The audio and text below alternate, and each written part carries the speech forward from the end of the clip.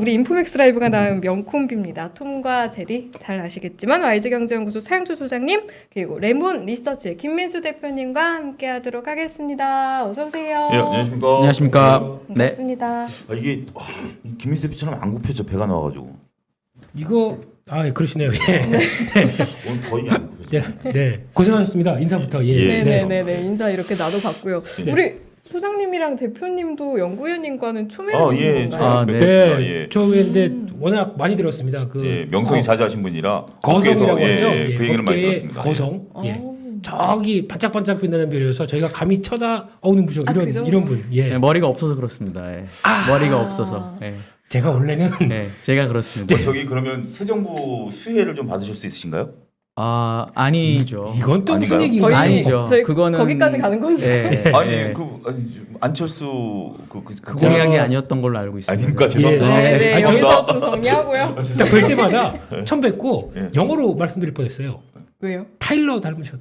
오 진짜. 그쵸? 그런 얘기 들어본 많이 적 듣는데 있으시죠? 많이 진짜 그러시네요. 듣는데 저 어쩐지 야. 되게 별로 제가 선호하지 않습니다. 정말요? 근데 훨씬 더 타일러보다 한국말 잘하시고. 저 한국 사람이니까 더 잘하시는 거 아닙니까? 저는 임백천 닮았다는 얘기를 많이 들었어요. 이것도 소장님. 뭐예요? 갑자기 그쪽으로 가세요. 근데 내가 놀랬던 게 그 KBS 출연을 하려고 그 KBS 로비에서 그 출입증 받아가지고 거기 이제 내려오셔서 이제 작가분이 데리고 올라가시는데 거기 이제 그 큰 화면이 있거든요. 네. 거기서 한두 달 전에 임백천 씨가 이제 뭐 인터뷰하는 장면이 나오더라고요. 그거 딱 보니까 내 모습 같아. 진행하시죠. 뭐 예, 크게 죄송합니다. 들을 건 없습니다. 네. 죄송합니다. 진짜 오늘- 비슷하신 것 같아요. 얼굴 네. 하얘시고 정말로. 아, 네. 잠시만요. 시청자 여러분께서 소장님 아프신지 걱정하시는데 편찮으신 건 아니고 코로나도 아니신데 좀 개인 사정이 있으시고요. 금요일에는 보실 수 있다라는 점 안내를 좀 드리고 이제 일부 한번 들어가 볼게요. 바쁘시면 금요일도 굳이 스케줄 안 잡으셔도 된다고 말씀을 해주셔야 해요. 보통 그러니까 이런 말씀 하실수록 소장님이 더 열심히 참석을 하시더라고요. 그래서 이런 그죠? 얘기 듣고 빨리 오시라라고 그쵸. 말씀을 드리고 싶은데 네. 그래도 앉아보니까 그 앉아보니까 이게 세상이 확 뚫린 느낌이고요. 그런 느낌. 네, 그럼 배산 임수가 이게 딱 좋더라고요. 제가 소장님께 잘 전하도록 하겠습니다. 아마 보고 계실지도 모릅니다 이거. 네, 이미. 네. 네. 바로 알겠습니다. 이제 압박이 들어가실 것 같습니다. 네, 조용히 그러면 있어야지. 정리하고 일부 이제 한번 들어가 볼게요. 소장님 정리하신 내용 듣기 전에 이제 사실 저도 오늘 뉴스 진행하면서 파월 이야기 중간중간 계속해서 나오더라고요. 그래서 미국 증시 같은 경우에는 아무래도 공격적 금리 인상 시사하니까 좀 그래도 영향을 받는 느낌이었는데 우리나라는 그래도 제가 봤을 때는 그래도 잘 어느 정도 그렇게 크게 타격받지 않은 선에서 간 것 같아요. 제 말에 신뢰감이 더 더해지지 않고 있나요? 미리 예측하셨던. 네, 그래서 오늘 좀 어떤 요인을 보면서 분석하셨는지 궁금해요. 오늘 시장 소장님.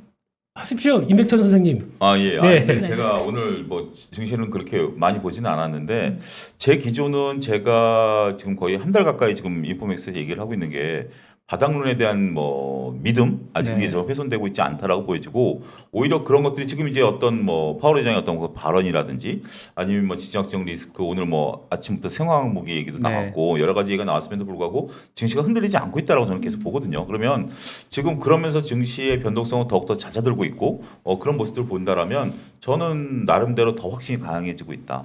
제가 2주 전에 주식 산 걸 잘했다. 네. 그렇게 얘기하고 싶습니다. 언제 파실 거예요? 저는 그때 그 이사님 말씀 저는 6개월에서 1년 보고 들어갔고요. 오. 그래서 지금은 어떤 단기적인 트레이딩 관점보다는 네. 이제는 좀 바닥을 잡아가고 있는 것을 확인하는 과정이라고 보기 때문에 긴 호흡으로 보면 네. 안정적으로 20에서 30% 정도는 먹을 수 있다. 그 정도면 뭐 개인 투자자로서 행복한 거 아니겠는가? 저는 그런 관점 아직까지 유지하고 있습니다. 대표님은 오늘 시장 좀 눈에 띄는 부분이 있으셨어요? 잘 안 보여요. 그거 아니고요. 눈에 안 띄셨군요. 네, 뭐 하도 한 30분은 들은 것 같아가지고 별로 그렇게 뭐 감흥은 없는데요. 네, 감흥은 없죠. 네. 예, 근데 제가 뭐 감흥 느끼라고 얘기한 건 아니에요. 네, 제가 근데 원래- 제가 좀 뿌듯해서 그렇지. 원래 유능한 트레이더는 뭐 언제 사고 뭐 이런 거 얘기 안 합니다. 그냥 조용히 자기 갈 길을 가는 게 가장 근데 해야 사고 돼. 팔았다는 얘기는 계속 하시잖아요. 하죠. 예, 제 책문데 그렇죠. 운명. 예. 근데 제가 궁금한 건요. 그래도 이사님 모셨으니까 아닙니다. 그냥 연구위원님. 네. 예, 그렇게 불러주십시오. 네, 연구원님의 뷰가 궁금합니다. 오히려 진짜 그래요. 네. 저희 뷰는 계속 말씀을 네. 드려왔거든요. 네. 시청자분들이 별로 궁금하지 않을 것 같아요. 네, 쟤네들 맨날 저의 뷰도 궁금해하실 것 같지 않아요. 저는 뭐 중립을 지켜야 되는 사회자로서 네. 그래도 이제 시장에서 뭐 이런 거는 좀 체크해야 된다. 아니면 좀 타일러스럽게 이거 안 좋아하신다고 그랬죠. 예. 뭐딱 날카롭게 한번 몇 가지 말씀해 주시는 게 어떨까요? 뷰를 한번 좀 말씀해 주시는 네. 게 좋을 것 같아요. 저는 근데 뭐 그냥 주로 말씀드리는 거는 예. 주식시장에서 웬만하면 나가지 말라고 얘기를 많이 합니다. 웬만하면 나가지 말고 있어라. 예. 최근에 홍콩이 하루에 항생택이 20% 빠졌다가 그렇죠. 40% 올랐거든요. 네.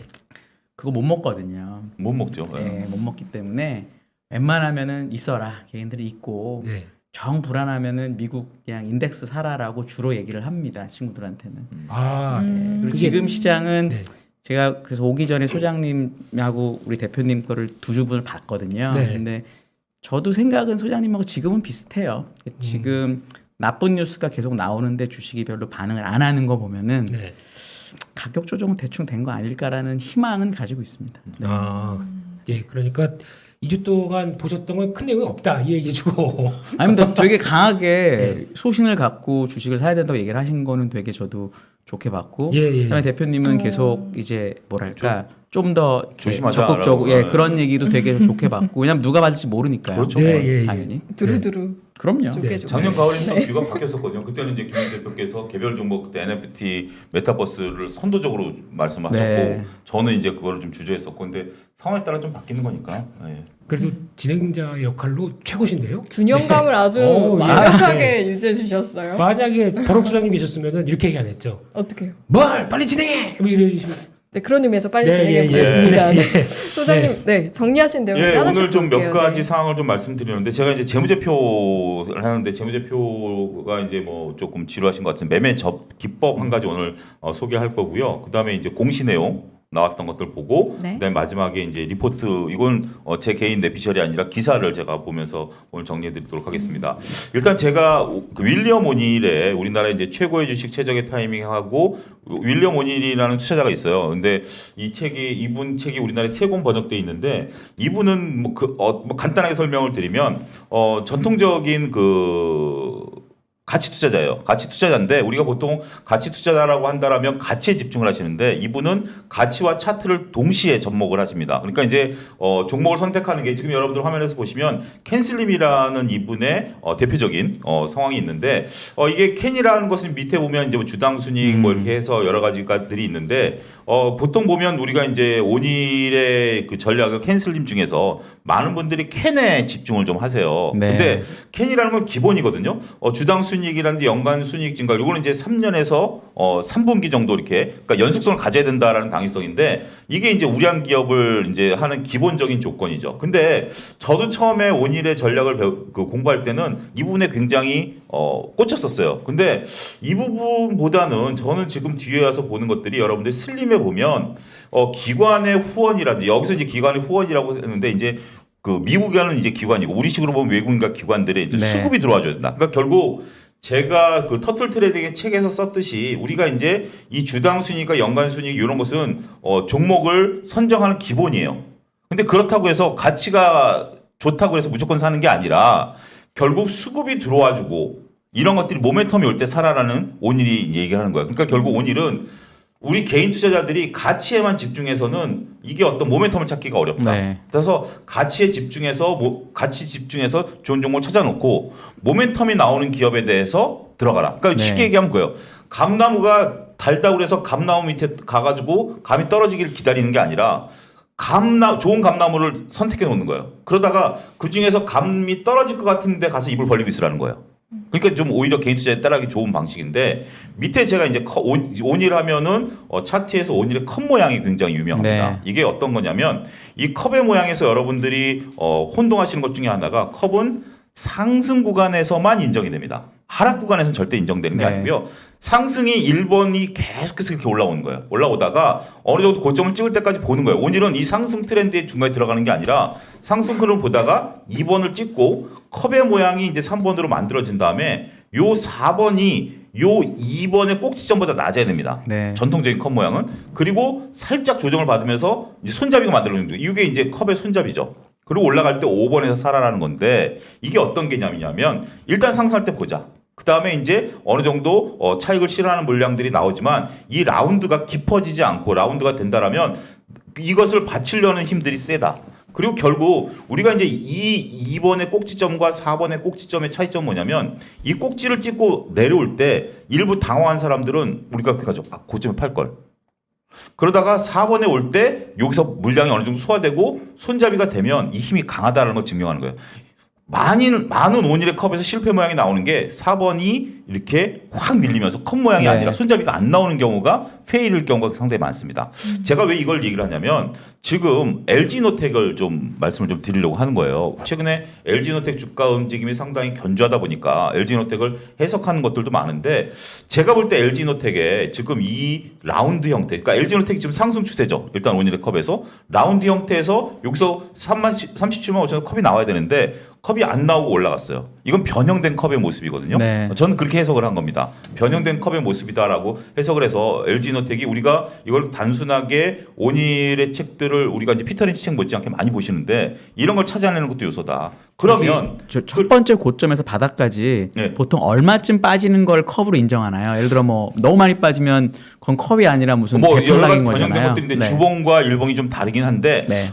보통 15%에서 많게는 30%까지도 인정을 해주는데 30%. 예, 15에서 20% 정도 네. 뭐 이 정도를 이제 대부분 인정을 하는 겁니다. 30%면 추세 망가집니다. 그러니까 이제 네. 인정을 하긴 하는데 그런 경우는 이제 별로 이렇게 네. 극단적인 경우고 그래서 이제 제가 이제 보는 게 지금 그렇다라면 캔이 맞아야 되느냐? 라는 부분들을 봤을 때 요게 지금 그 여러분들의 그 영업이익이라든지 순이익이 지금 3개년도 3분기 다 늘어나고 있거든요. 이 조건은 맞았죠. 거기서 아까 말씀드렸던 슬림에 있어서 외국인의 수급이 계속해서 들어온다라는 거죠. 이런 부분들을 보면 우리가 이제 교과서적으로 우리가 단순하게 온일의 컵과 윌리엄 온일을 공부를 하셨는데 이 부분을 확인할 수 있다라는 개념이고요. 그렇다면 이것만뿐만이 있는 게 아니냐. 그러면 우리가 아프리카 TV 요건 제가 방송에서 한번 말씀을 드렸어요. 이때 어때 말씀드렸냐면 이때 말씀드렸어요.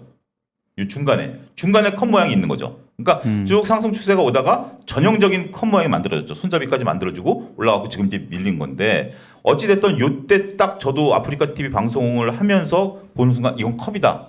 직감이 왔어요. 그러면 이걸 확인하기 위해서 역시 실적을 보면 3년 3분기 실적 다 늘어나죠.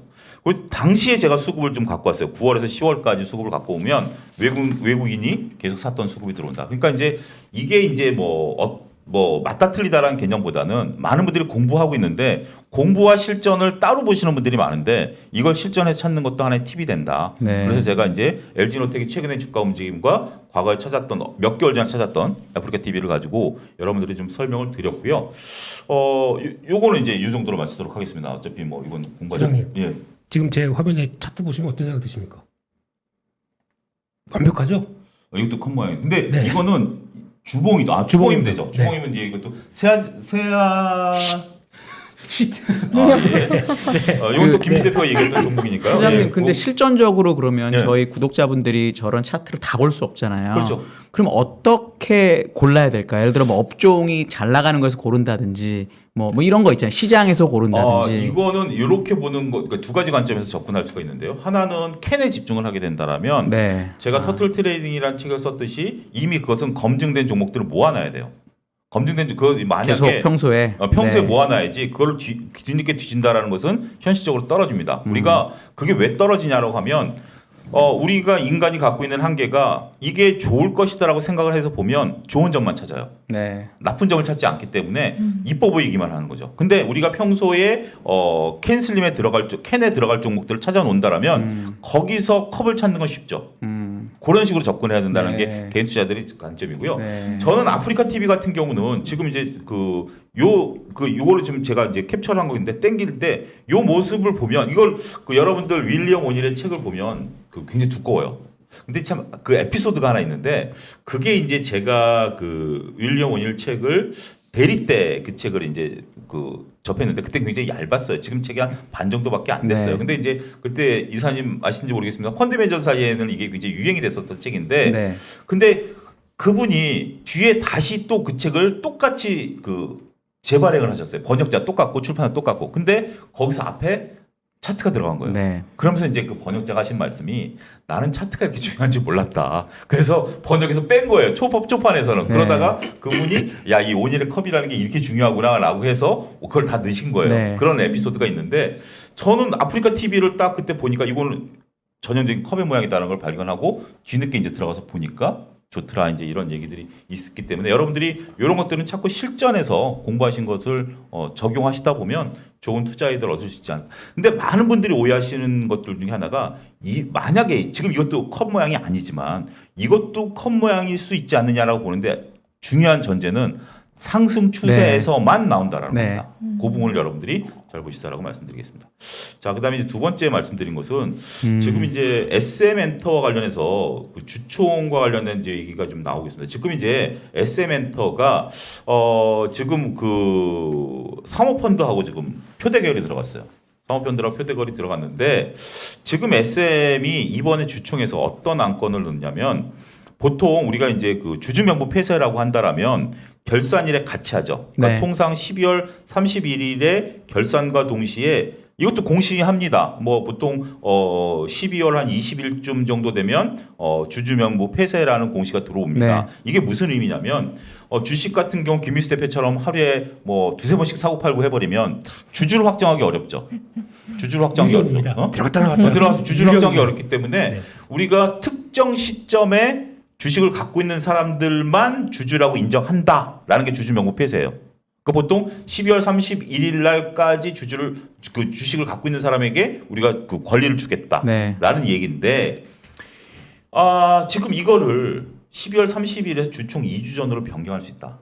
그리고 또 두 번째는 제3자 유상증자 배정 한도를 현재 총 발행 주식의 30% 50% 한다. 이런 건데 이게 뭐냐면 이게 지금 현행법상 주주가 이제 지금 이제 이제 SM엔터랑 이 사모펀드랑 붙었죠. 그럼 사모펀드 입장에서 지금 이제 주주 명부를 보자라고 이제 했는데 이게 주총 6주 전까지 주주 제한을 하도록 돼 있습니다. 주총 6주 전까지. 그러면 우리가 12월 31일 날 주주 명부가 폐쇄된 상태에서 3월 30일 날 주총이 열린다라면 2월 중순쯤에 주주 명부를 보자라고 할 수 있죠. 그러면 이미 주주 명부가 확정이 된 거죠. 네. 확정이 된 건데 주주 명부 폐쇄일을 주총 2주 전으로 변경하게 되면 6주 전에 2월 중순에 주주 명부를 보자라고 했는데 아직 주주 명부가 확정이 안 된 거예요. 그렇죠. 그러면 그 4주 동안에 우호 지분을 확보하거나 대주주 물량 같은 경우 3%밖에 의결권이 없잖아요. 네. 이걸 지분 쪼개기를 할 수도 있죠. 이런 다양한 꼼수를 펼칠 수 있다라는 게 지금 이제 이 SM에 대한 비판적인 시각입니다. 그래서 결국 그리고 또 더군다나 이게 지금 제3자 유상 배정을 주식수를 늘리게 되면 제3자 유상증자 같은 경우 어차피 유상증자라는 것은 뭐 경우에 따라 다릅니다만 어떤 뭐 자금의 필요성이 없다라면 가급적 안 하는 게 좋죠. 네. 지금 이제 SM 같은 경우 4천억이 넘는 순현금을 쌓아놓고 있는데 이거를 좀 발행하겠다라고 하면 더구나 제3자한테 이걸 발행하겠다라고 하면 이거는 우호지분한테 발행할 수도 있다라는 네. 거죠. 그러니까 순수하게 SM이 이번에 이수만 의장을 지키려고 이런 걸 바꾸는데 주주가 막을 방도가 없어요. 안타까운 것은 우리가 이번에 삼성전자에서도 GOS 문제 때문에 이사 선임에 대한 반대 의견이 일부 주주들이 있었습니다. 무난히 통과됐죠. 주총에서 우리가 안타까운 게 많은 분들이 우리가 내 표가 한 표의 권리가 있다. 나는 주식과 이 기업과 협업한다라는 수많은 논리들을 갖다 대지만 기업들은 그렇게 안 봅니다. 네. 그게 현실이다라는 거. 저는 그 논리를 그러니까 너무 어처구니 없다라는 거죠. 내가 한 주를 갖고 있으면 한 표의 권리를 갖고 있다. 쥐뿔 한 표 갖고 있으면 뭐해? 지네가 다 해서 먹는데. 한 표를 행사하려면 어떻게 해야 될까요? 그러면 저희가 주식이 있다. 뭐 어떻게 하면 SM 주주들이 어떻게 하면 그러니까 좋을까요? 이거를 하려면 지금 이제 SM 같은 경우 아무래도 지금 요즘은 그 전자 투표가 네. 가능하니까 할 수 있습니다만 지분이 그렇게 많지가 않기 때문에 큰 의미는 없을 수 있다라는 거죠. 개인 투자자 입장에서는 이런 뉴스들을 어떻게 좀 받아들여야 되는 거예요? 그러니까 저는 이제부터 시작이다라고 봐요. 과거에는 이런 것들에 대해서 우리가 그러니까 지금 이것이 제가 볼 때 현실을 지금 당장 바꿀 수는 없다라고 봅니다. 현실을 당장 바꿀 수 없다라고 보여지고 그 대신 우리가 인포맥스 라이브에서 가장 먼저 우리가 했었던 것들이 LG노텍 갖고 저희가 LG노텍이 아니라 LG엔솔 가지고 LG엔솔 어마어마한 얘기들을 좀 쏟아내기 시작했고 그것들이 언론에 이제 보도가 되면서 이번에 그 대선에서도 그게 거론이 될 정도였잖아요. 이런 건 저는 지금 이제 수많은 이런 유튜브라든지 이런 것들에서 거론해야 된다고 봐요. 그러다 보면 결국 시간이 지나면 이런 것들이 개선이 되지, 그렇지 않고 지금 뭐 당장 이런 것들이 억울하다 뭐 한다라는 것은 현실적으로 좀 떨어진다. 인정할 건 해야 될 것 같아요. 자, 이 부분 좀 그렇고요. 또 지금 유행하고 있는 게 또 한 가지 있습니다. 주총 관련해서 이제 주총 관련하면 이게 정관을 고칠 수 있는 거 아니겠습니까? 정관을 고치는 것 중에 하나가 황금 낙하산 제도라는 거예요. 황금 낙하산 제도라는 게 뭐냐면 예를 들어서 김민수 대표가 레몬 리서치를 운영하고 있잖아요. 레몬 리서치 운영하고 있는데 인포맥스에서 김민수 대표의 레몬 리서치를 M&A 하겠다라고 하면 근데 적대적 M&A를 하겠다. 갑자기 대표님의 의사와 상관없이. 의사 그러니까 그 적대적 M&A는 의사랑 상관없는 거예요. 적대적 예? 레몬 100만 개가 필요합니다. 그러니까 적대적 M&A를 하면 그러면 여기다 이제 황금 낙하산 조건을 하는 거예요. 만약에 적대적 M&A로 내가 대표이사를 쫓겨나게 되면 쫓겨난 일로부터 일정 기간 뒤에 나에게 돈을 달라. 그러면 적대적 지금 보는 금액이 여기 여러분들 화면에서 보시면 대표이사에게 200억 원, 각 이사에게 50억을 주라는 거예요. 그러면 대표이사한테 200억을 주면 적대적 M&A를 하려는 입장에서 이 레몬 리서치를 예를 들어서 1,000억을 주고 인수를 한다. 적대적 M&A 했다고. 좋으시겠습니다. 대표님 좋으시겠습니다. 가져가세요. 얼른 가져가세요. 1,000억을 주고 1,000억이면 우리가 시장가를 통해서 인수할 수 있는데 인수한 입장에서는 김민수 대표 때 200억을 또 줘야 돼요. 그렇죠. 그럼 1,200억으로 올라가죠. 그러면 이게 잠깐 생각을 고민해 보는 거지. 내가 1,200억을 주고 레몬 리서치를 인수할 가치가 있을까? 라는 부분들이 되는 거죠. 그래서 이것을 M&A를 좀 막으려고 하는 어떤 그런 것 때문에 황금 낙하산이라는 거예요. 황금 낙하산을 딱 펼친 건데 지금 일단 성신양회 같은 경우는 이게 지금 유진기업이 동양을 인수했잖아요. 그러니까 유진기업 같은 경우 시멘트, 동양도 시멘트고 성신양회도 시멘트인데 지금 동양이 이제 지분을 인수를 하니까 이것들에 대해서 우리가 M&A를 막겠다라는 개념인데 지금 이제 소액주주가 60%가 넘습니다. 대주 지분이 낮아요. 근데 소액주주 입장에서는 지금 성신양회가 가만히 있는 게 나을까요? 아니면 M&A를 당하는 게 나을까요? 이것도 이해관계가 다릅니다. 다르지만 일부 소액주주들은 M&A를 당해라 차라리. 그런 입장이고 근데 이제 대주주 입장에서 보면 우리가 이제 33% 갖고 있는데 이미 밀리잖아요. M&A를 당하면 우리는 쫓겨나게 되잖아요. 물론 M&A를 당한다고 해서 길거리에 내놓는 건 아니고 자기 지분만큼 가치를 인정받지만 여기에 200억을 더 먹겠다라는 얘기죠. 죄송합니다. 먹겠다는 얘기는 제가 좀 과격한 얘기. 이걸 막겠다는 얘기. 거기서 이제 지금 소액주주들과 반발이 일어나고 있고요. 또 하나의 지금 이제 황금 낙하산이 나온 게 뭐냐면 제가 이걸 하고 나서 기사를 검색을 나중에 뒤늦게 본 건데 황금 낙하산 나오는 게 어느 기업이지? 하여튼 또 요즘 황금 낙하산에 대한 얘기들이 계속 몇 개 기업들이 나와요.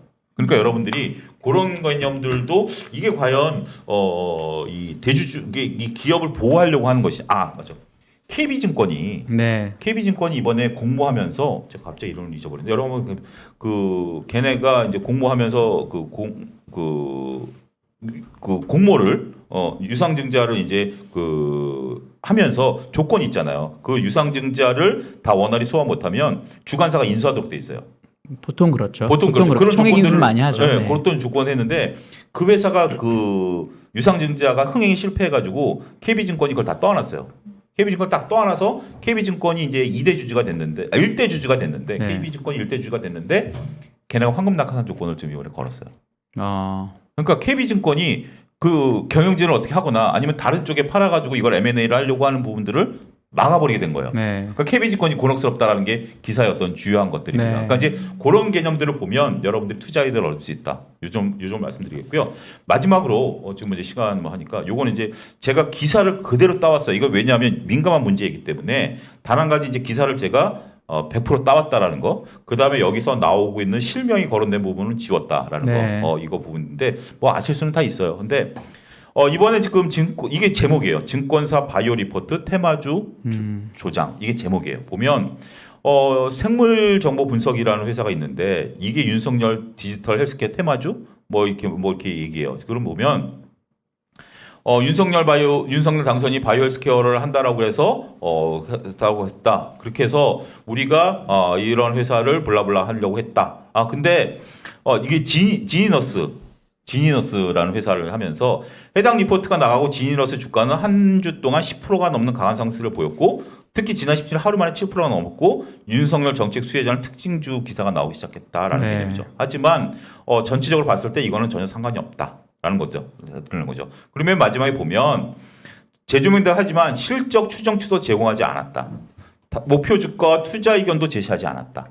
그리고 이런 부분들이 조금 금융감독원 정책 취지와 배치된 성격을 보였다라는 부분들이고요. 두 번째는 이 같은 겁니다. 같은 기사 말 이제 보면 종문당이 렘데시비르 효과를 낸다 뭐 이렇게 했지만 전체적으로 봤을 때 대조군도 모집하지 못했고 그 뒤에 이게 그 임상 실패하면서 주가가 급락했다 뭐 이런 네. 얘기예요. 그러니까 이제 결국 확인하지 않고 그러니까 이제 어떻게 보면 좀 물론 애널리스트 분들이 완벽할 수는 없어요. 완벽할 수는 없지만 요게 이제 얘기가 나오고 그 이틀 만에 이렇게 얘기가 나왔다라는 것은 애널리스트 분이 물론 뭐 그분한테 우리가 뭐라고 할 수 있는 부분들 분명 아니죠. 회사가 이거를 쉽게 밝히는 부분도 아니기 때문에. 근데 이제 안타까운 것은 조금 우리가 이제 증권사 리포트를 개인 투자자분들이 많이 신뢰를 보이고 있는데 뭐 목표가도 없고 또 하는 이런 정도의 리포트라면 조금 우리가 한번 좀 리포트에 대한 것들을 냉정히 좀 봐야 되는 게 아닌가. 근데 이제 오늘 가져온 소식을 보면 네. 그냥 개인 투자자 입장에선 이것만 보면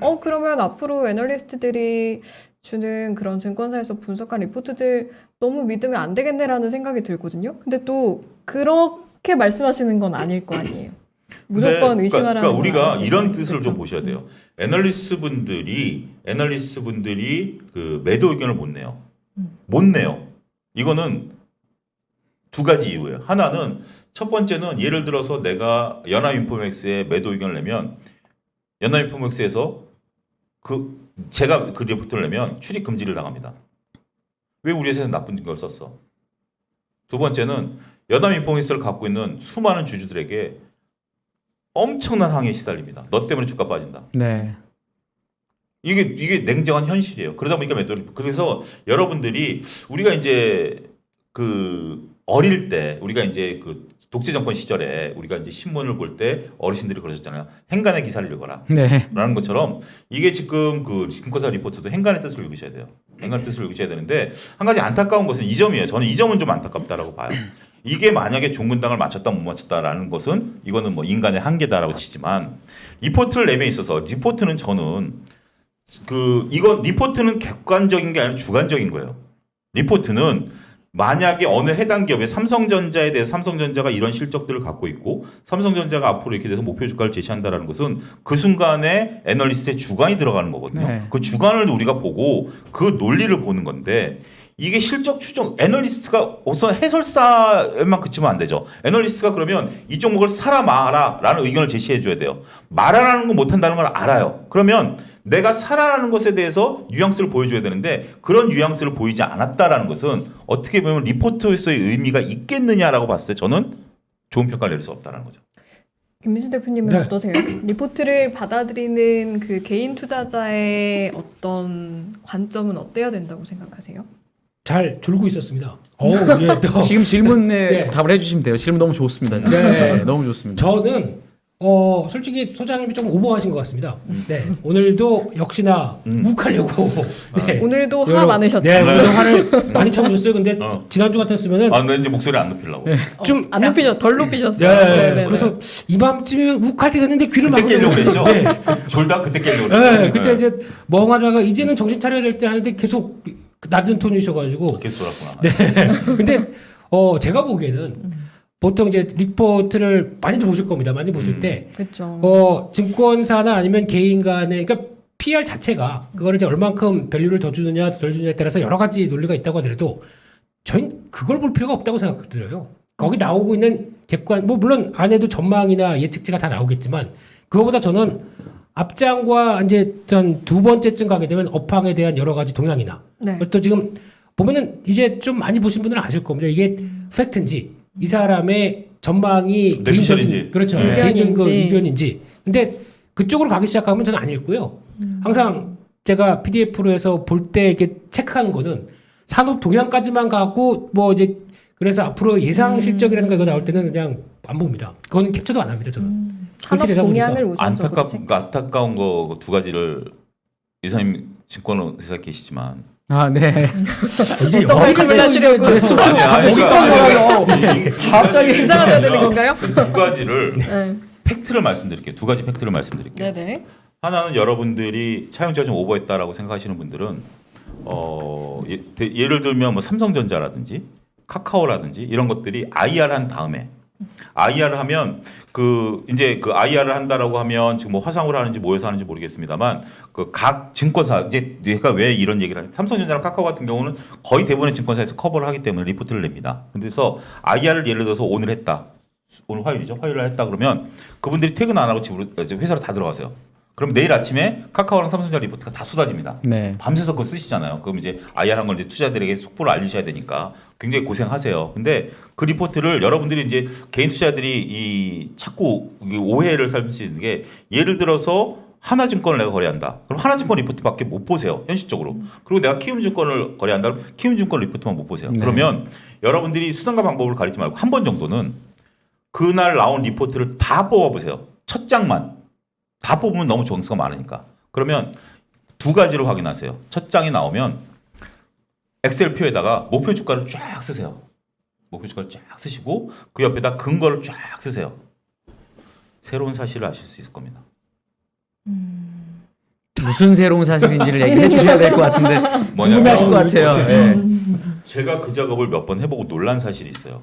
놀란 사실이 있는데 말해도 될까요?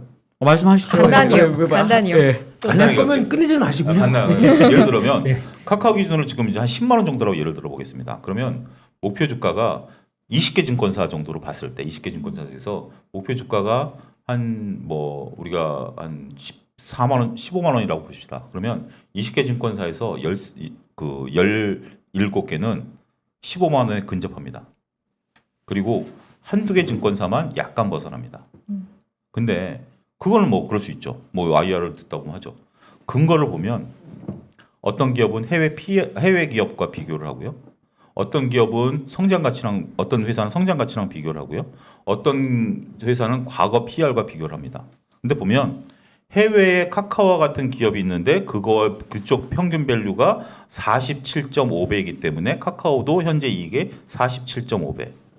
그 다음에 과거 PER 대비해서 고점 대비해서 27.6배니까 27.6배. 제 얘기가 무슨 뜻인지 아시겠습니까? 숫자를 정해놓고 논리를 만들었다. 27.5배, 32배. 이건 제가 말씀드린 주간이라는 거예요. 주간인데 우리가 볼 땐 정상적으로 봤을 때는 영업이익이 나오고 성장성이 나오면 거기에다가 이제 나름대로 밸류를 붙이는 거죠. 밸류 붙이는 거는 주간이에요. 근데 알겠습니다. 그런 부분들이 있다라는 거. 네네. 근데 제가 보기에는 뭐 이제 다양한 시각이 있다고 하더라도 저는 중소형사 리포트 많이 나왔으면 좋겠어요.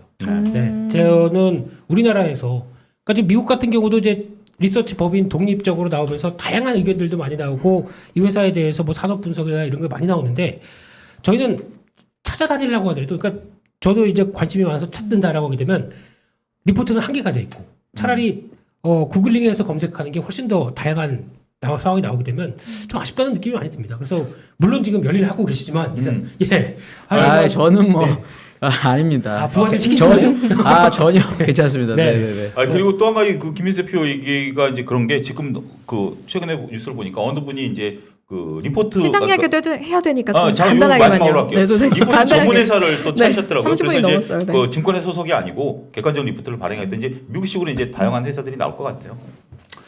하여튼 뭐 그렇습니다. 네. 여기까지 해도 될까요? 네. 네네. 너무 좀 분량 다 뽑으셨습니다. 네. 오늘 하신 말씀 다 하신 것 같아요. 졸겠습니다. 네, 이제 마지막에는 이제 리포트를 바라보는 우리의 관점을 좀 어떻게 해야 할지 또는 리포트를 놓으신 애널리스트 분들에 대한 어떤 소망도 들어볼 수가 있었는데 일단 오늘 시장 이야기로 좀 다시 돌아와도 되겠죠, 대표님, 소장님?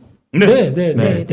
그 오늘 보면 시총 상위 종목들이 대부분 좀 상승을 했는데 혹시 눈에 띄는 섹터 있으셨을까요? 대표님 먼저 여쭤볼게요. 이거. 저는 그래도 시장이 반등하고 이렇게 올라가는데 약간 그래도 이제 좀 살 것 같다. 그런데 왜 이 장에 삼성전자가 동참을 못할까? 네. 제 말이 그 말이에요. 네, 이게 주주의 입장으로 쓰자. 네. 눈에서 지금은 진행자가 아니라 주주였어요. 네, 살짝 그게 느껴졌습니다. 느껴지셨습니까? 이게 가장 지금 시장의 핵심 같습니다. 그래서 삼성전자가 시장을 못 김민수 따라. 대표가 안 사서 그렇잖아요. 이제 다 끝나셨죠? 죄송합니다. 왜 이렇게 3분만 조용히 소외될까요, 있겠습니다. 진짜? 삼성만 소외된 느낌이에요, 항상. 네, 최근에 나오는 기사나 삼성전자의 여러 가지 동향을 보게 되면 네. 좀 실망스러운 게 많다 보니까 좀 그러지 않나라는 생각이 들고 있고요. 아마 연구원님께서 더 잘하실 겁니다. 삼성전자에 대해서 요즘 또 리포트나 이런 게 완전히 안 나오더라고요, 요즘에. 네, 그래서 그게 하나가 또 좀 신기하고, 두 번째는 이재용 부회장의 동향에 대해서 좀 요즘 안 나옵니다, 잘. 네. 이것도 두 번째 신기하고. 아직 재판 안 끝났으니까. 그래도 뭐가 이제 예전과 다른 거는 그렇죠. 예, 무슨 어떤 또 약간 좀 위축 요인들이 있다라고 하게 되면 동향에 대해서 활발하게 좀 나왔었는데 그래도 이렇게 우리는 움직이고 있다라는 쪽인데 최근에는 그런 내용들이 좀 별로 없어요. 제 느낌에는. 언론이 네. 사라지셨죠, 진짜. 맞아요. 그렇죠. 네. 예, 그래서 이런 것과 종합해 봤을 때 요즘에 또 가장 많이 나오는 게 일단 첫째는 갤럭시 S22의 네. 이 GOS 문제부터 네. 나오는 부분들. 근데 이게 여기서 저는 끝인 줄 알았습니다. 근데 결국에는 이게 삼성전자 비메모리 반도체에 대한 여러 가지 타격들 이게 연결되는 게 맞죠? 연구원님도 그렇게 생각하시는 거죠? 얘기해 주시죠. 얘기해 주시죠. 예. 대표님 얘기해 주시죠. 모르니까 네, 얘기해 네. 주시죠. 네. 보통 보면은 그러니까 지금 이게 단순하게 저희가 삼성전자가 그냥 알리지도 않고 GOS를 써서 프리미엄 폰인데 그럼에도 불구하고 뭐 발열 문제나 전력 문제를 잡기 위해서 좀 다운그레이드 시켰다. 그래서 뭐 아니 그냥 그러면 선택할 수 있게 프로그램을 바꾸면 되지 뭐라고 생각할지 모르겠는데 이게 자세히 보다 보니까 그 문제가 아니라 들어가는 이제 핸드폰에는 두뇌가 있지 않습니까? 지금 노트북에는 뭐 CPU가 있고 네. AP가 있지 않습니까? AP가 지금까지 삼성전자가 그래도 공들여서 만들어놨던 엑시노스에 대해서는 지금 수율이 안 나오는 것 같아요. 네. 그러니까 수율이라는 얘기는 쉽게 말씀드리면은 제품 완성도. 그렇죠. 만약에 50%다. 라고 하게 되면 50%는 불량품입니다. 네. 네. 50%만 정상적으로 가동하는 거죠. 근데 이게 뭐 맞는 얘기인지 안 맞는 얘기인지 모르는데 30%대 얘기 나옵니다. 네. 그렇다는 얘기는 지금 삼성전자가 비메모리 쪽을 그래도 강화시키기 위해서 또 하나의 발자국을 만들어가기 위해서 특히 이제 뭐 4나노 이하까지도 막 드라이브를 걸면서 TSMC랑 경쟁하겠다 그러면서 나오는 또 하나의 작품들이 이제 나올 걸 기대하고 있는데 이게 안 나오고 있다가 보니까 최근에 나온 기사 중에 하나가 퀄컴에서 지금 스냅드래곤을 삼성 쪽에 맡기려고 하다가 우에서 다시 TSMC로 갔다면서요. 네. 네. 이게 팩트죠. 네. 그렇게 뉴스에 나왔습니다. 네. 그걸 보고 저는 삼성전자 기술의 삼성전자인데 지금 많이 흔들리는구나라는 생각이 살짝 들고 있어서 지금 메모리는 뭐 그렇다고 치죠. 네, 메모리는 뭐 업황 또 이제 사이클 어쩌고 저쩌고는 좀 그래도 기대할 요인들이 있는데 전략을 가져가려고 노력했던 부분들 쪽에서 이 갤럭시 S22의 문제가 이제 확대되기 시작하다 보니까 이게 저는 살짝 좀 고민이 되기 시작합니다. 삼성전자에 대해서. 그래서 이거를 빨리 좀 네. 죄송해요. 또 진행자가 아니라 투자자의 입장으로 우리 네, 네. 얘기했어요. 너무 하시면 안 너무 됩니다. 감정이입하면 안 너무 그러시면 되는데. 안 됩니다. 네, 네. 그거- 진행자로? 네. 근데 뭐 어차피 투자자들 진행자. 대변하니까 삼성전자는 대변하셔도 네. 네. 버럭 대변해 소리만 볼게요. 됩니다. 예. 그러다가 이제 저 소리 지르실 거예요. 좀 이따가는. 네. 소리는 좀 참아보겠습니다. 네.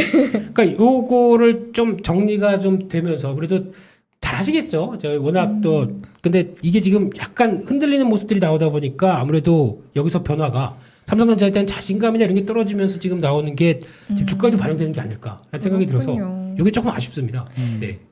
제 주변 저 포함 개인 투자자 입장을 네. 삼성 관련해서 대변해 보면 다른 이제 종목들은 촘촘히 이렇게 공부를 하면서 판단을 하고 넣었다 뺐다를 하는데 왠지 삼성은 그래도 묵혀놓으면 언젠간 괜찮아지겠지라는 생각이 좀 들거든요. 그렇죠. 예. 그래서 근데 이렇게 생각해도 되는 걸까라는 아니죠. 질문도 들어요 요즘은. 아니에요? 아니죠. 소장님 보시기엔? 대표님도? 네, 뭐 그건 이게 뭐 단기적인 문제인지 아니면 또 이걸 또 커버하고 다음 기술로 또 나가서 또 삼성전자의 여러 가지 역량을 보여주는지는 이제 모르겠습니다만 지금 당장에서 보이는 건 이제 그런 것 같고요. 네. 혹시 연구원님은 어떻게 생각하십니까? 이 삼성전자의 동향에 대해서 오, 진행까지? 다 계획된 계획. 미래. 네, 네. 계획된. 대표님께는 계획이 있습니다. 넘어가시죠. 전자는 저는 뭐 네. 대한민국 1등 기업이라 네. 저는 그냥 좋게 생각합니다. 네, 네. 좋게 그러니까 이거는 생각하고 그냥 단기적인 문제일 것이다. 아니 단기일지 중기일지는 전혀 모르겠어요. 네. 근데 여태까지 잘해왔으니까 네. 그리고 뭐 기본적으로 뭐랄까요? 네. 그 반도체 1등, 메모리 1등이고 네. 파운드리 세계 2등이고 그렇죠. 예. 핸드폰도 세계 2등이니까 네. 이게 물론 뭐가 있죠? 모토로라 같은 회사도 있고 노키아도 있고 그런데 네. 이런 것 같아요. 옛날에는 대기업이나 재벌이 되게 잘 망했잖아요. 네. 왜냐면 금리가 되게 높았기 때문에 금방 망했거든요. 네. 근데 이제는 금리가 낮아서 잘 안 망해요. 그래서 그런 면도 우리가 생각을 좀 해주자라고 생각을 합니다. 예. 전 승희 아나운서한테 아까 그 질문에 제가 아니다라는 걸 잠깐 짧게 아, 질문드리면 네. 승희 아나운서를 비롯한 많은 분들이 삼성전자 좋다 나쁘다를 떠나서 삼성전자를 갖고 있으면 안정성을 좀 갖고 내가 언젠가 수익을 볼 수 있을 것이다라는 그 생각으로 믿음이 넣어놓는 있죠. 사람들이 그 많아요. 믿음이 있죠. 그쵸. 저는 그 네. 믿음에 갇혔다라고 봅니다. 그러니까 이제 결국 여러분들이 어떤 프레임에 갇혀 있는 것 중에 하나가 뭐냐면 흔히 이제 증권사에서 그런 얘기를 하죠. 삼성전자와 그 압구정동 현대아파트를 비교하면서 30년 동안 삼성전자가 압구정 현대아파트보다 주가 상승이 높았다. 그리고 결국 삼성전자가 갖고 있었다라면 우리가 엄청난 돈을 벌었다라는 프레임에 갇혀 있어요. 그거는 결과론을 갖고 얘기하는 것이지 앞으로 그렇다면 30년 뒤에 삼성전자가 있을 것이냐 지금과 같은 것을 나타낼 것이냐라고 본다라면 이건 얘기가 달라집니다. 그러니까 그 프레임에 있어서 삼성전자만큼 물론 이제 삼성전자 망한다라든지 안 올라간다는 얘기가 아니라 더군다나 이제 2020년에 또 다른 잘못된 믿음을 줬던 것 중에 하나가 삼성전자 갖고 따블을 먹은 사람이 있죠. 5만 원에서 10만 원 갔으니까 5만 원, 10만 원 갖고 따블을 아주 먹은 빨리 사람들. 그것도 아주 빨리. 그러니까 삼성전자 같은 주식을 갖고 있으면 나는 평생 먹고 살 수 있으라는 프레임에 갇혀 있는 것은 제가 볼 때는 굉장히 위험할 수도 있다 말씀드리고 싶습니다. 그래서 제가 요즘에는 가만 보다 보니까 그런 생각이 들어요. 차라리 삼성전자 갖고 있는 건 갖고 있고 네. 뭐 이제 변화되는 건 변화되고 뭐 비메모리 반도체 회사로서 애플을 사는 게 어떻겠냐. 저는 주변에 그렇게 얘기를 드립니다. 애플이 이번에 나온 게 아주 작정을 했더라고요. 이번에 발표됐던 아이폰 13 하면서 나왔던 그 A15이죠. 네, 이거 프로세서와 그리고 또 이번에 맥에 들어가는 M 시리즈 이게 M1인가요? 이게 이번에 M1 들어오면서 이번에 맥에 들어간 게 M1 울트라죠. 그래서 이게 스튜디오용입니다 거의. 근데 그거를 네. 그러니까 저희가 보통 보면은 맥북 쓰시는 분은 여기서 못 태어나오세요. 못 태어나죠. 네. 그 그렇죠. 플랫폼 한 번 쓰면 들어가니까. 계속 네. 네, 예. 그 뭔가 편한 게 있는 것 같더라고요. 그거와 속도와 이 모든 게 근데 어떻게 보면 그러다 보니까 인텔이 너무 안일하게 대처하다가 좀 흔들리는 측면들이 이제 분들 AMD한테도 잡혀서 이제 뭐 고전하다 보고 이제 또 다른 쪽으로 막 파운드리도 우리도 한다라고 나오고 있지만은 제가 보기에는 이번에 만들어간 이 애플의 전략과 애플의 반도체 설계 능력과 이 최적화시켜서 이거를 끌어내는 그러니까 지금은 핸드폰이 어떻게 쓰인다를 잘 알고 있는 것 같습니다 애플이. 그러니까 즉 동영상과 그리고 또 사진과 이거와 같이 믹스시켜서 최적의 조합을 만들어내는 애플의 능력을 보다 보니까 애플의 뭐 발열 뭐 물론 얘기도 많이 나왔었지만은 그보다는 훨씬 더 지금 지도하고 있는데 이게 지금 이제는 SE 시리즈라고 하는 보급형 폰에 들어오지 않습니까? 똑같은 프로세서입니다. 네. 예, 프리미엄급에 들어가는 그 AP가 그대로 들어간다. 이건 놀라운 사실이거든요. 이걸 가지고 가격을 낮췄습니다. 물론 안에 들어가는 뭐 배터리나 뭐 여러 가지가 좀 다르다고 하더라도 성능을 만약에 이걸 써본 사람들은 와 이거 충분히 만족하는데 근데 개인적으로는 홈 버튼이 있어서 네, 홈 버튼 때문에 네. 너무 도대체 어떻게 될지 모르겠어요. 김희수 대표가 처음에 이거 나올 때 네. 이거 저보고 사라 그랬거든요. 네. 근데 아, 자기도 대표님이 산다고. 권하셨어요? 네. 근데 정작 본인은 안 샀어요. 근데 이걸 샀더니 이제 또 애플을 사래. 그럼 난 어떻게 하는 얘기야? 해명하셔야 합니다. 이거 산지 얼마 안 어떻게 됐어. 된 일입니까? 두 대? 네, 2대. 아, 내가 산지 얼마 안 김희수가 사라고 샀는데 이제 또 애플을 사라면 어떻게 하는 얘기야? 차도 2대. 전기차랑 내연차. 아, 네. 이 자식. 그래서 아, 도대체 다 이게 트렌드에 맞춰가려고 하게 되면 어쩔 수가 본인은 없습니다. 안 사고 날 사라고 계속 찔러요. 네. 공짜 폰이 나오다 보니까. 네. 그래서 이제 알겠습니다. 그런 쪽으로 애플을 보면서 좀 주목해서. 네, 애플도 반도체 설계 회사로서 엄청난 능력을 좀 네. 보여주고 있다. 이런 쪽에 대해서 좀 눈길이 많이 갑니다 요즘에. 네. 알겠습니다. 혹시 우리 연구위원님은 오늘 시작에서 좀 두 분한테 여쭤보고 싶은 부분이 있으셨어요? 저는 사실 최근에 사실 네. 진짜 궁금했던 게 하나 있어요. 무상증자를 하면 우리나라 주가가 무조건 오르잖아요. 근데 저는 무조건이라는 단어에는 가로 거의- 열고 가로 닫고 좀 해주시죠. 거의 무조건. 그럼 거의를 네, 넣겠습니다. 네. 거의 무조건 오르는데 네. 제가 이제 배운 거로는 사실 아무런 변화가 없잖아요. 회사에. 맞죠. 자본의 변화가 없죠. 예. 사실 액면분할하고 뭐가 다른지 사실 잘 모르겠고. 네, 맞습니다. 근데 오늘 같은 날 제가 재밌게 본 게 메지온이 임상이 잘못돼 갖고 하한가를 이틀 맞고 네.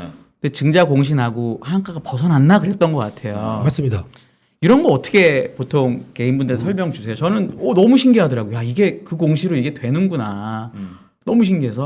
저는 그렇게 봅니다. 그게 저도 이제 재무제표 강의를 할 때 무상증자는 주가에 아무런 영향이 없죠. 무상증자를 한 만큼 예를 들어 100% 무상증자를 하면 많은 분들이 오해하고 계시는 게 예를 들어서 이참에 개념 설명을 좀 그러니까 해주세요. 무상증자를 하면 무상이니까 무상. 유상은 돈을 내는 거고요. 증자는 이렇게 자본을 늘리는 게 증자입니다. 증자는 자본을 늘리는 게 증자인데 유상이라고 하면 돈을 내고 하는 게 유상증자.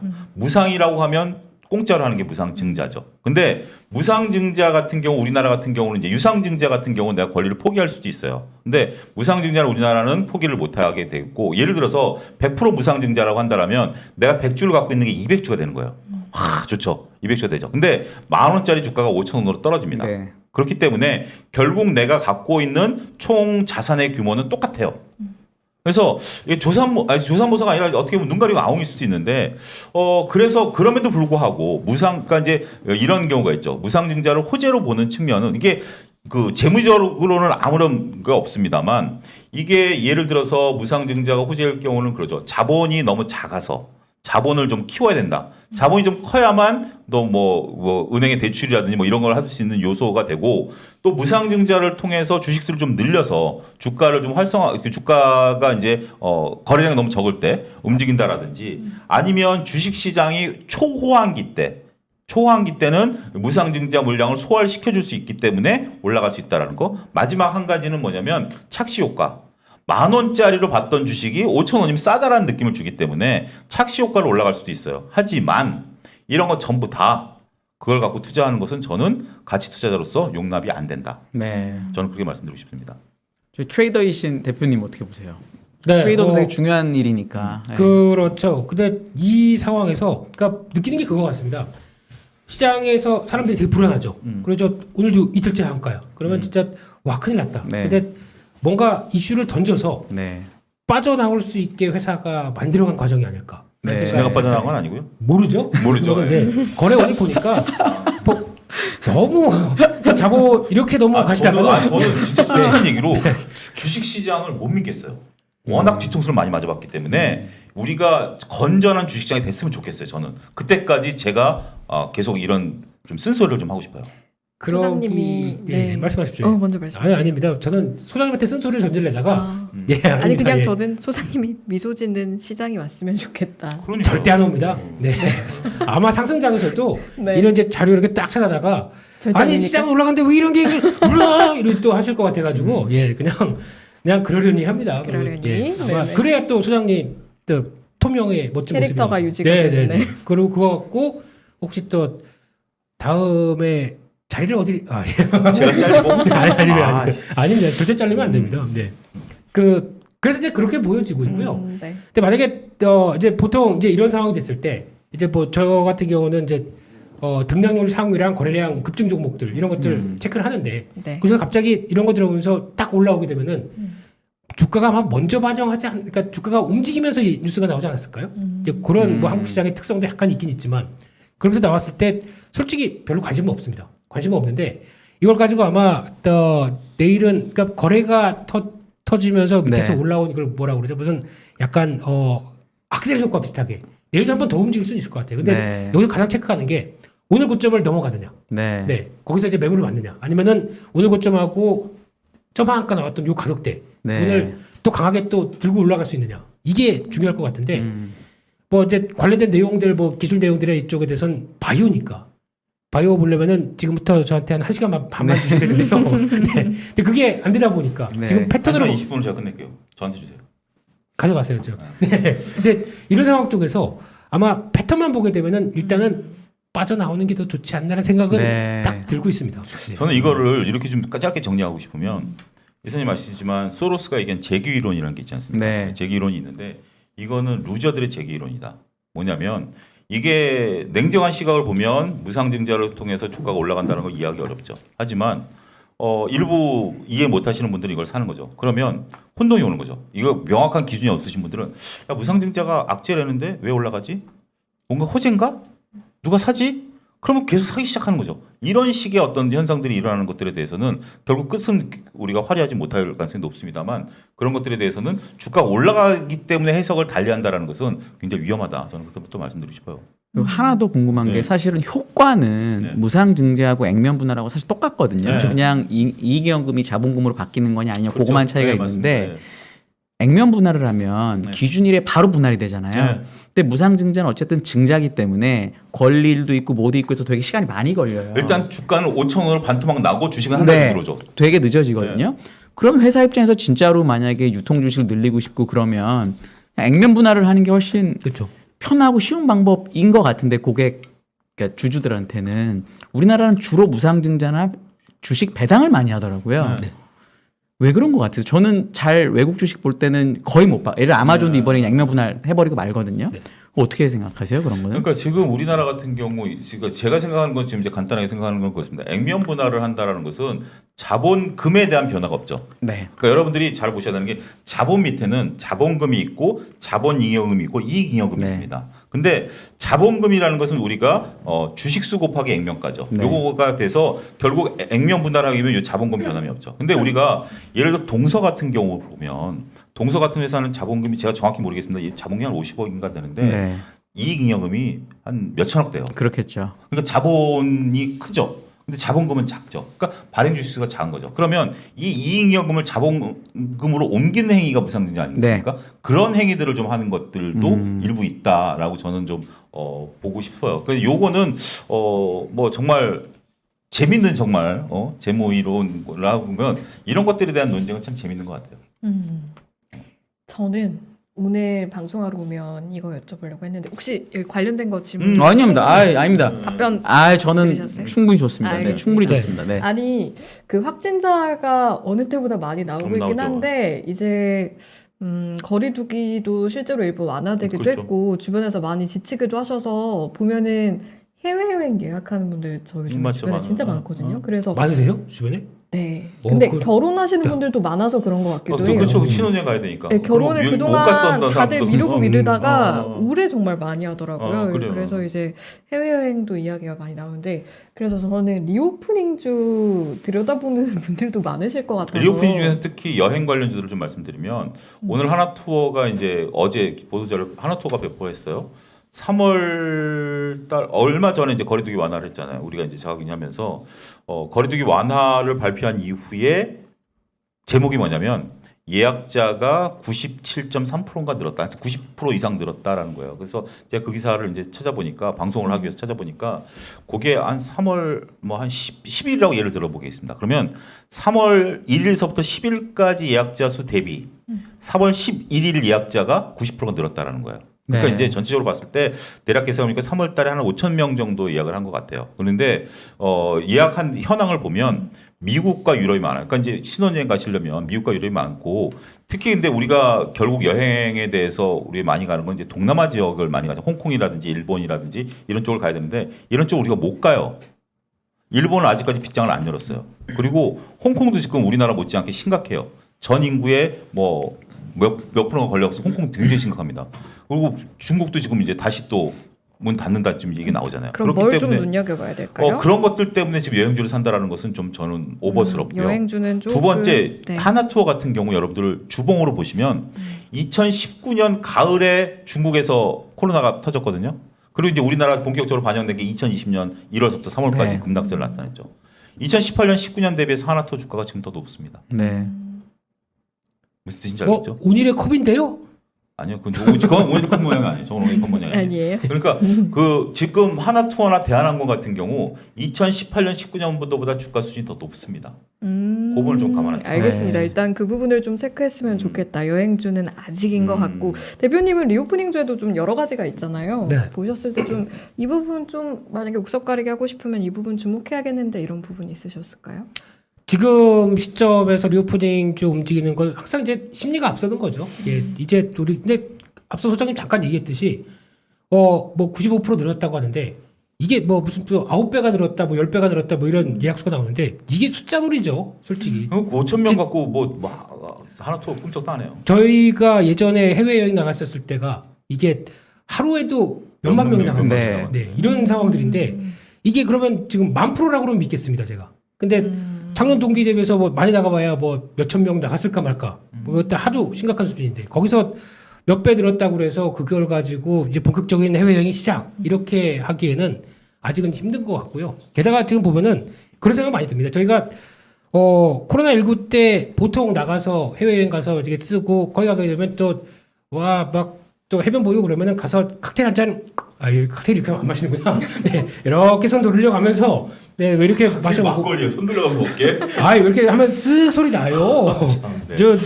좀 안 드셔보. 네, 근데 이게 이렇게 하면서 썼던 돈이 몇 조 되지 않습니까? 네. 그럼 이게 2년 동안에 사람들이 못 쓰고 그냥 해외여행에서 이건 나는 이번에 그래도 플렉스 한번 해보겠어. 그러면서 쓰려고 했던 돈이 쌓여있었지 않습니까? 그쵸. 이게 처음에는 어디로 갔냐면은 가구 인테리어 바꾸는 데로 갔습니다. 네. 근데 두 번째부터는 이제 의류나 뭐 가방 이제 내년이면 좀 풀리지 않을까? 그래도 친구들 만날 때 이런 거 좀 꾸며야지. 라는 쪽으로 나가고 있는데 만약에 오히려 의지 않다. 그럼 이게 돈이 어디로 갈까요? 그 쌓여있던 돈이.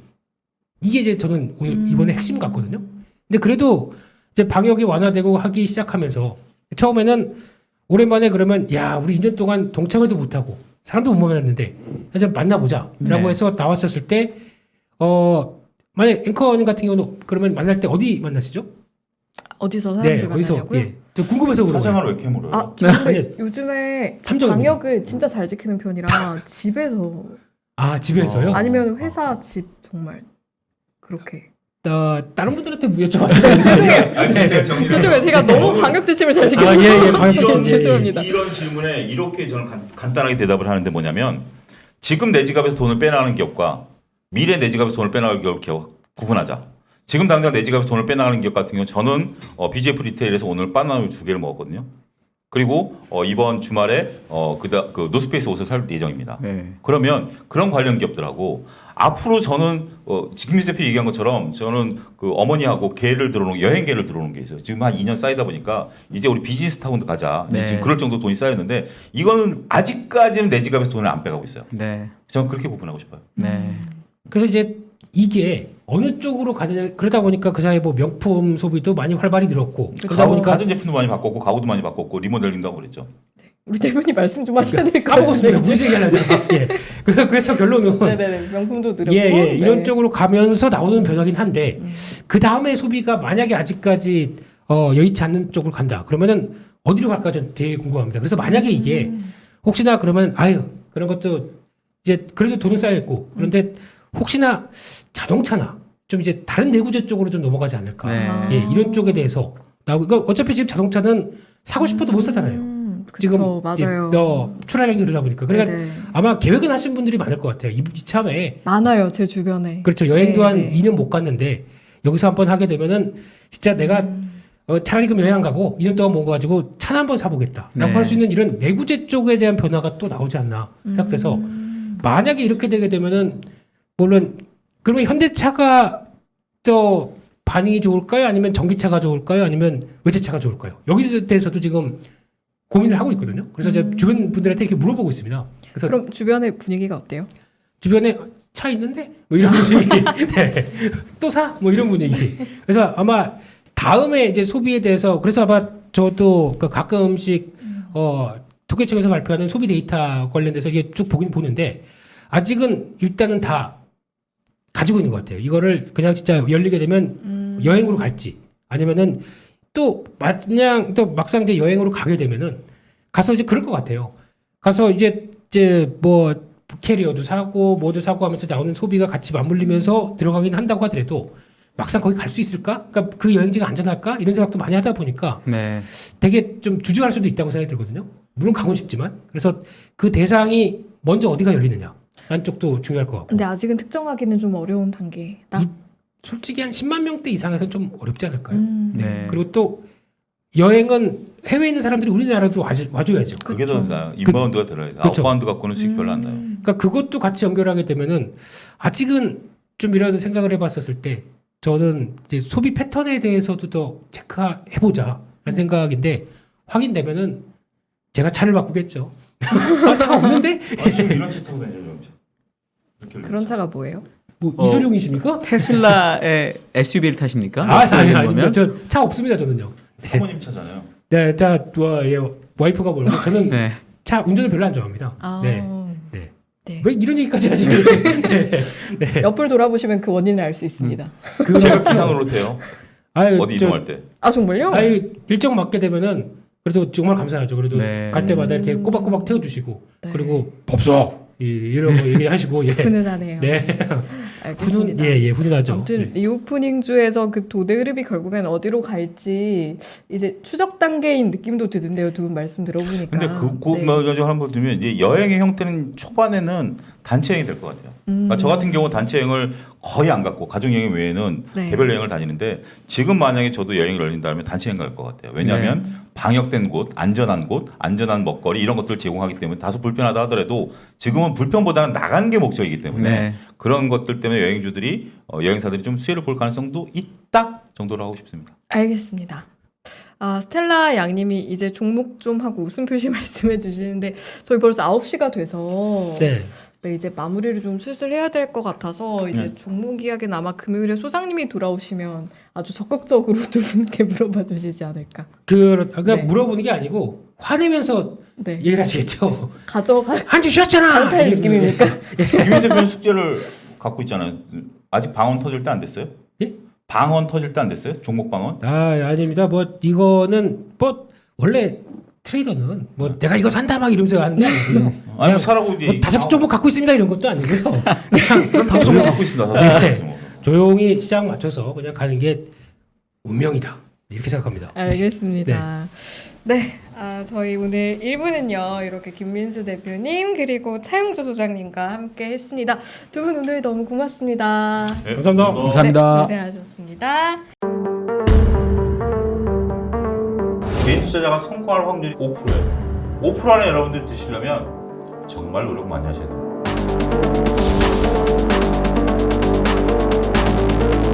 2022년도에 시장의 줄거리를 잡을 만한 얘기들 이런 것들로 충분히 채웠는데 물론 소장님의 뷰와 제 뷰는 또 다릅니다.